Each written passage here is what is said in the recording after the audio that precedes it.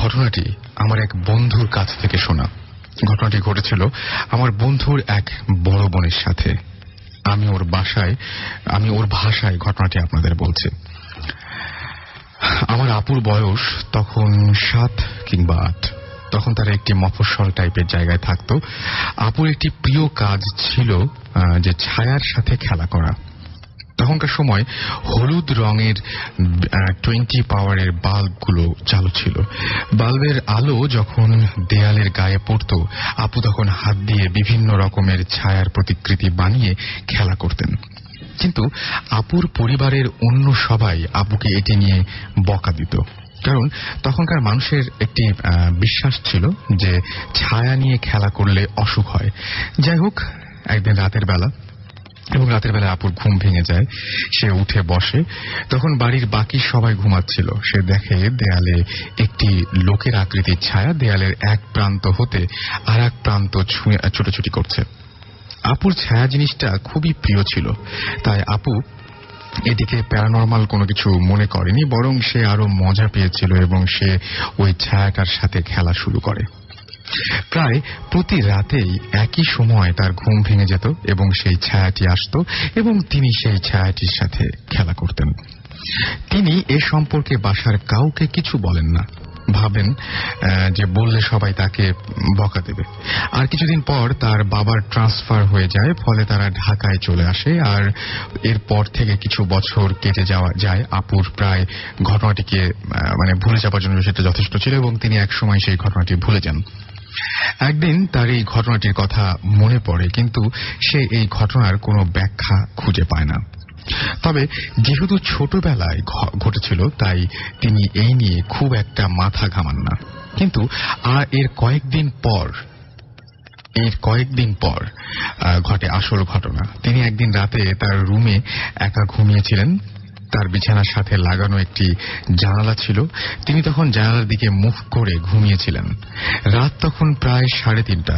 হঠাৎ তার ঘুম ভেঙে যায় এবং সেই ঘুম ভেঙে যায় অদ্ভুত এক ধরনের শব্দে। শব্দটা ছিল তার রুমের জানালা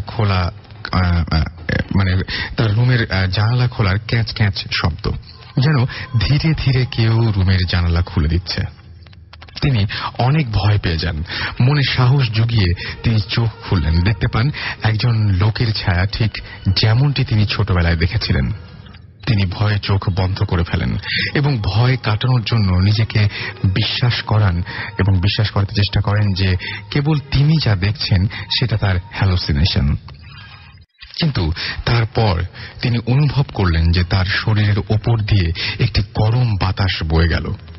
আর এরপর তিনি স্পষ্ট শুনতে পান যে অপোজিটে রাখা একটা টেবিলের ওপর জগ থেকে গ্লাস এবং গ্লাসে পানি ঢালার শব্দ হচ্ছে।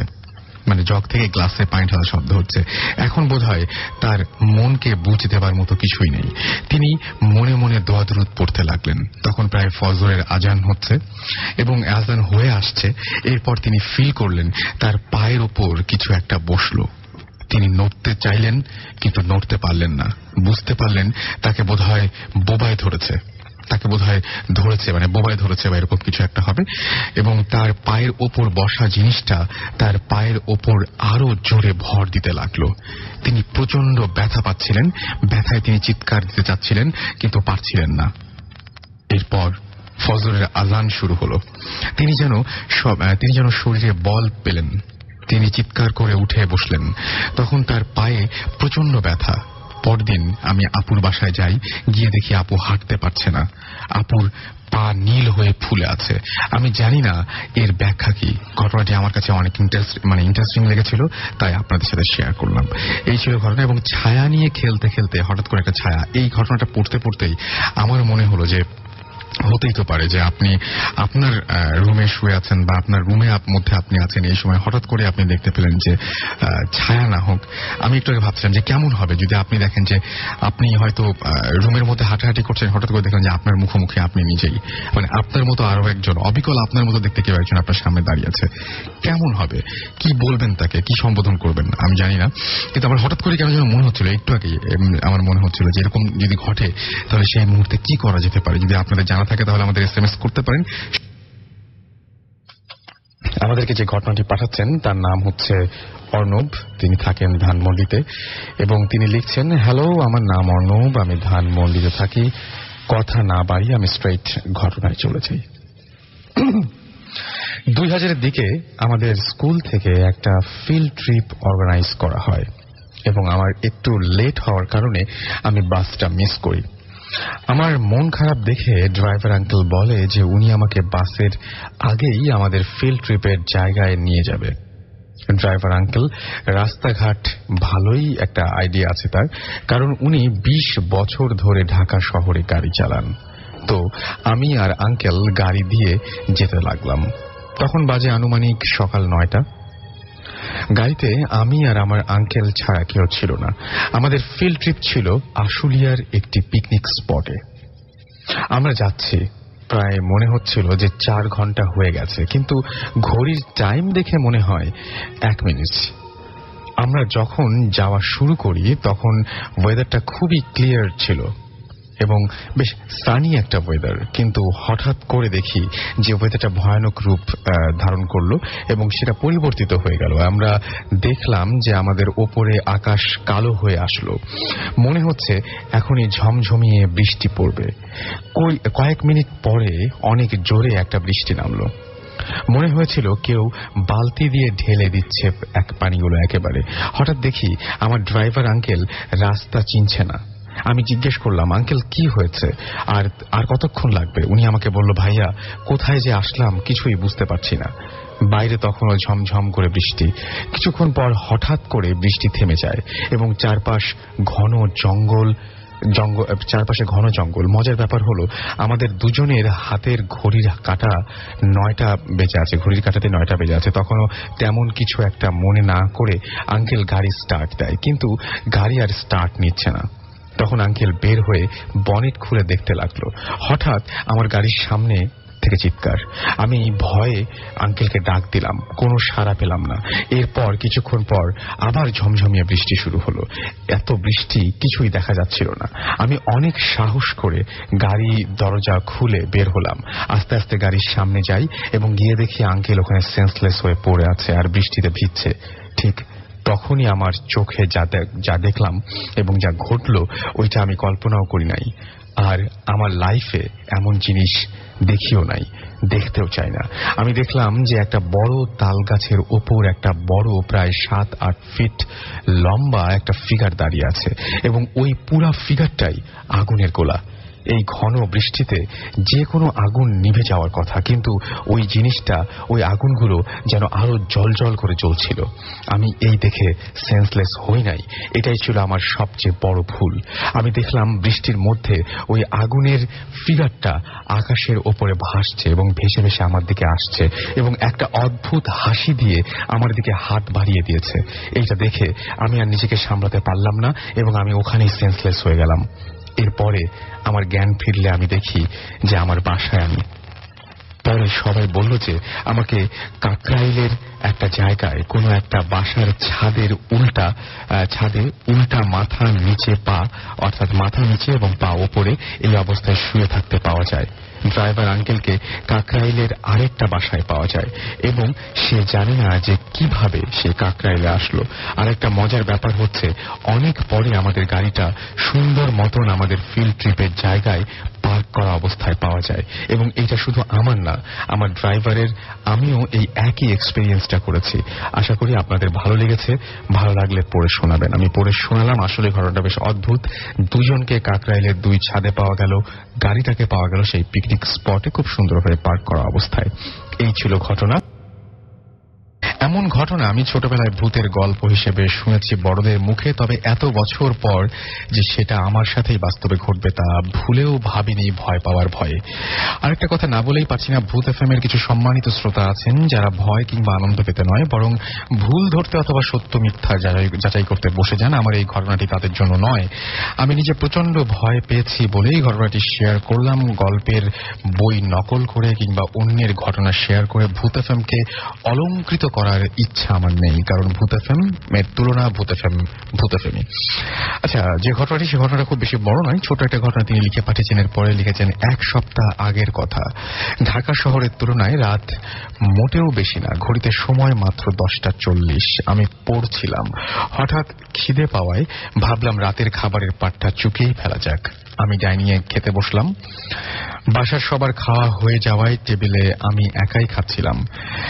আর এমন সময় খাবারের মাঝখানেই বিদ্যুৎ চলে যায়। আশেপাশে আলো না থাকায় একেবারে যাকে বলে ঘুটঘুটে অন্ধকার। আমি খাওয়া থামিয়ে দেই, কিন্তু হাতটা প্লেটেই ছিল।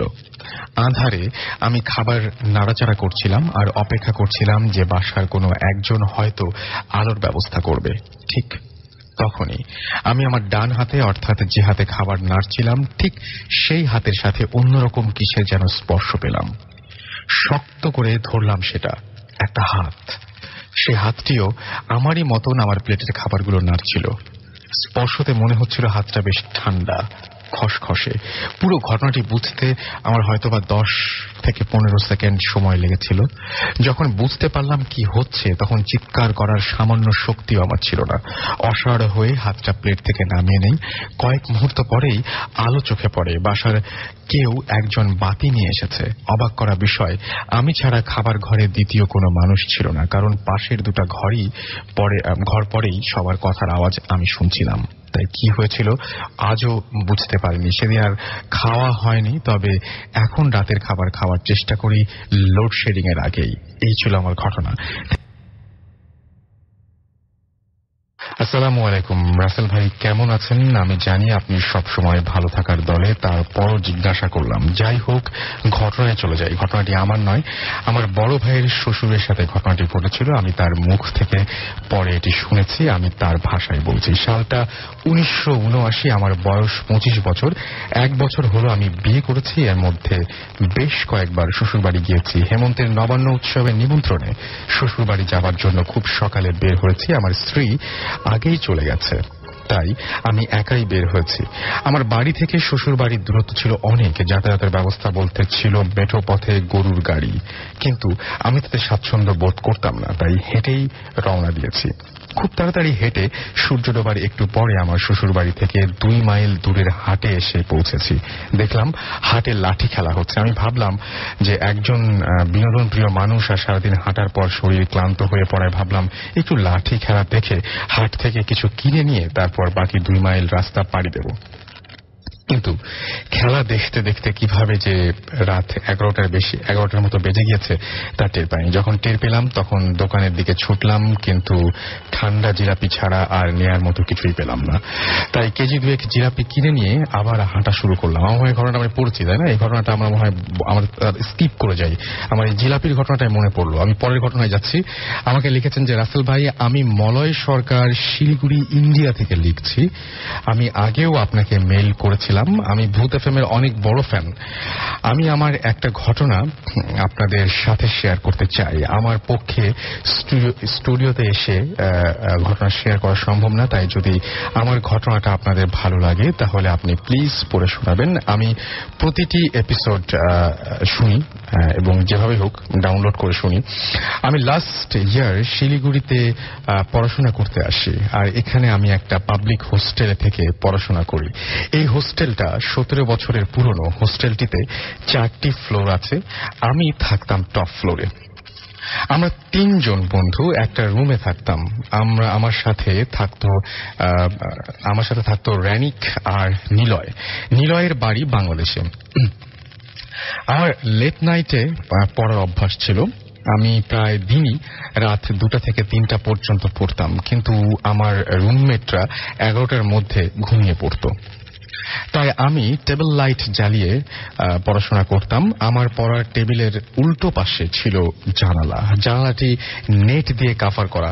সামনে ব্যালকনি আর তার পাশে একটা নদী। একদিন রাত 2টার সময় আমি পড়াশোনা করছিলাম। ঠিক তখন আমার টেবিলের সামনের জানালায় কেউ এসে নক করে। পুরো রুম অন্ধকার। নিলয় আর রানিক ঘুমাচ্ছে। তো আমি সেটা কে ইগনোর করে আবার পড়াশোনা শুরু করলাম। একটু পরে আবার নক করার শব্দ। আমি ভাবলাম হয়তো কেউ ফান করছে, কিন্তু এত রাতে কারো জেগে থাকার কথা না, পড়াশোনা মানে জেগে থাকার প্রশ্নই আসে না। আমি একটু রাগ করে ওকে বললাম, আমাকে ডিস্টার্ব করিস না, পারলে পড়তে দে, আমাকে ডিস্টার্ব করিস না, পড়তে দে। তারপর নক করা বন্ধ হয়ে গেল, কিন্তু 10 মিনিট পর আবার সেই নক করার শব্দ, এবার আরো জোরে, এবার কান্নার আওয়াজ পাওয়া যাচ্ছিল সেই সাথে। আমি কি করব বুঝতে পারছিলাম না। আমি কি বন্ধুদের ডাকবো নাকি বাইরে গিয়ে দেখবো? আমি তখন জানালার সামনে গিয়ে দেখার চেষ্টা করলাম কি জিনিসটা। জানালায় নেট দেওয়া আছে এবং আমি কিছুই দেখতে পাচ্ছি না। আমি তখন দরজা খুলে বাইরে গেলাম। বাইরে সেই দৃশ্য আমি কোনোদিন ভুলতে পারবো না। একটা মেয়ে সাদা চুড়িদার পরা বসে বসে কাঁদছে। আমাদের হোস্টেলটা ছিল বয়েজ হোস্টেল, মেয়ে আসার কোনো প্রশ্নই নেই। আমি তার মুখটা দেখতে পারিনি। আমি অনেক সাহস করে সামনে যেতে চেষ্টা করলাম, কিন্তু আমার পা জায়গা থেকে সরল না। মেয়েটি আমার দিকে ফিরে তাকালো, আমাকে কিছু বলতে যাচ্ছিল, কিন্তু আমি সেখানেই জ্ঞান হারালাম। আমার যখন জ্ঞান আসে আমি তখন আমার বেডে শুয়ে আছি। সকাল হয়ে গেছে। আমার বন্ধুরা আমাকে ফ্লোরে পড়ে থাকা অবস্থায় দেখতে পেয়েছিল। সবাই জিজ্ঞেস করছিল কি হয়েছে। আমি কিছুই বলতে পারলাম না, চুপ হয়ে রইলাম। পরে আমাদের হোস্টেলের রান্না করত তাকে জিজ্ঞেস করে জানতে পারি যে কয়েক বছর আগে একটি মেয়ে হোস্টেলে সুইসাইড করেছিল। তারপর তাকে অনেকেই রাতে একা দেখতে পায়, এবং এরপর আমি রাতে একা পড়াশোনা করি না। 2 মাস পর আমি হোস্টেলটি ছেড়ে দেই। এই হোস্টেল জড়িত আরো কয়েকটি ঘটনা আছে, পরে আবার মেইল করব। আশা করি এই ঘটনাটি শুনে আপনাদের ভয় লেগেছে। ওকে, থ্যাংক ইউ সো মাচ।